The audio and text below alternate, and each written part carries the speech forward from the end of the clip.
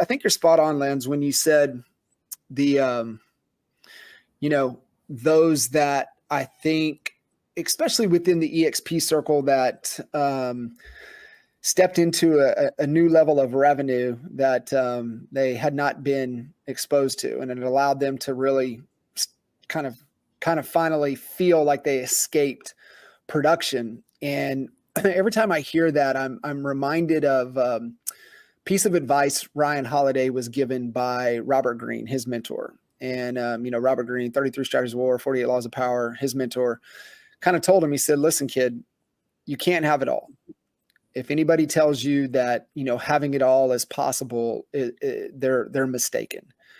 And there's really three buckets." And he said, you have your craft, right? Speaking from, a writer, but, business owner, entrepreneur, whatever it is, you have your craft, you have your business, you have what the thing you do, you have your relationships, you have your relationships with yourself, you have your relationships with God, you have your relationships with your family, significant others, friends, colleagues, clients, you have your relationships.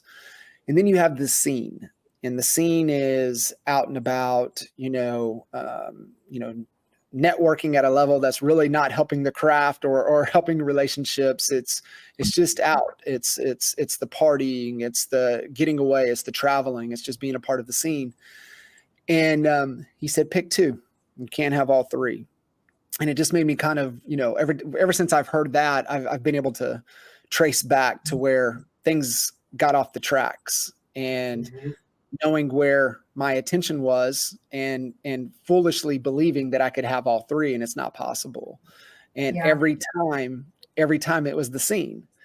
It was the scene that derailed, one or the other. And we see it in real estate, right? You see they feel like they have to build their business through being out and, out late and doing things that they shouldn't be doing when they should be back at home or back in the office. And then all of a sudden, they don't let go of the scene, and then their relationships are failing. So they try to repair their relationships. Now their business is failing. And then, and I got to go save the business. And then that's failing.